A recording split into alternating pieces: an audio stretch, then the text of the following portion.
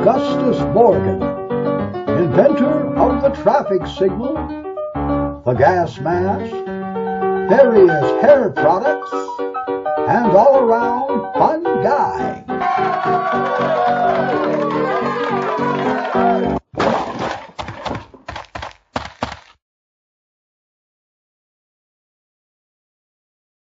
Garrett Augustus Morgan was born in Paris, Kentucky on March 4, 1877. His parents were former slaves, and he spent his early childhood attending grade school and working on the family farm with his brothers and sisters. You know, I'm tired of this pig poo. Why don't you try being an inventor? While still a teenager, Morgan moved to Cincinnati and hired a tutor to help him with English grammar. Bahrain in Spain stays mainly on the plain. I don't like farming. Garrett Morgan was mechanically inclined and good at working with his hands. In 1895, he moved to Cleveland, Ohio, to work as a sewing machine repairman for a clothing manufacturer. News of his proficiency for fixing things led to numerous job offers from various manufacturing firms.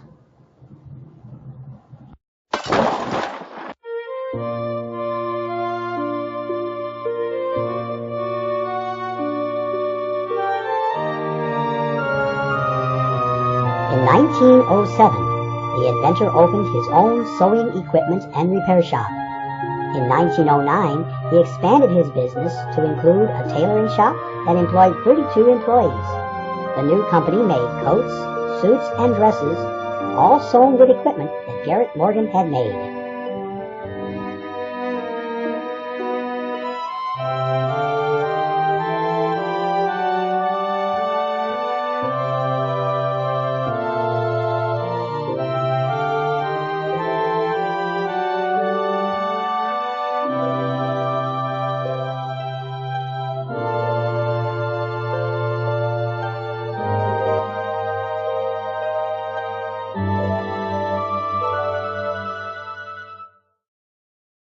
Morgan put his sewing talents to good use.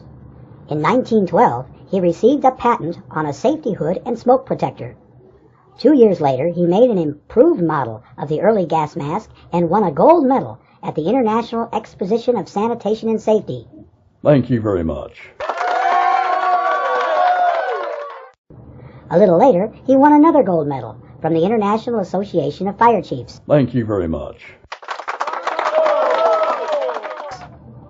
On July 15, 1916, Morgan made national news for using his gas mask to rescue 32 men who were trapped in an underground explosion 250 feet beneath Lake Erie.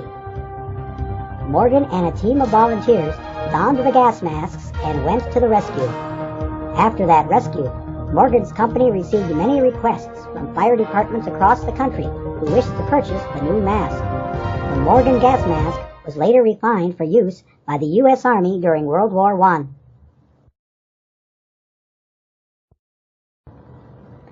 Garrett Morgan was always looking for new ideas. One day, while working in his workshop, he accidentally discovered that some of the chemicals used in his sewing machine repair business also relaxed the tight curl pattern of kinky hair.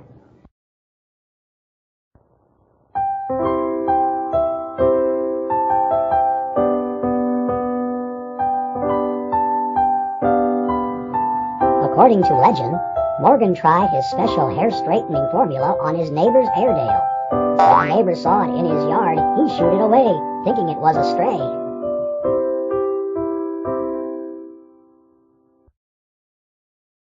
He marketed his new discovery by starting the G.A. Morgan Hair Refining Company in 1913.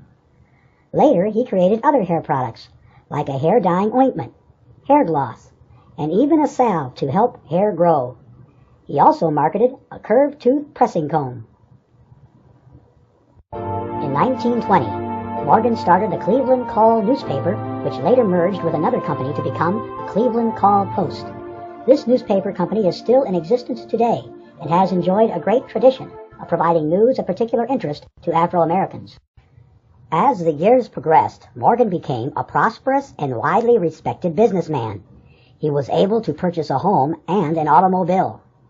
In the early years of the 20th century, it was not uncommon for bicycles, horse-drawn wagons, and automobiles to share the same streets with pedestrians.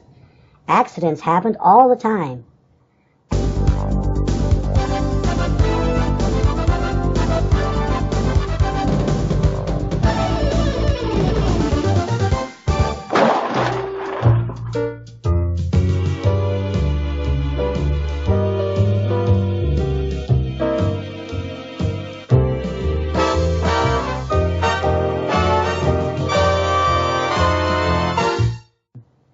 After witnessing a collision between an automobile and a horse-drawn carriage, Morgan invented and patented an inexpensively produced T-shaped traffic signal. It had 3 positions: stop, go, and all-direction stop to allow pedestrians to cross streets more safely.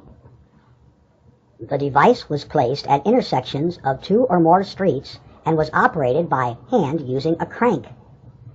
Eventually, the inventor sold the rights to his traffic signal to the General Electric Corporation for $40,000. Shortly before his death in 1963, Garrett Morgan was awarded a citation for his traffic signal by the United States government. Thank you very much.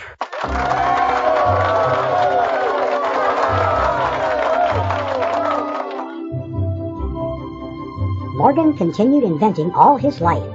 He designed and produced a zigzag stitching attachment for manually operated sewing machines, as well as a self-extinguishing cigarette. He was also an outspoken critic of racism in America.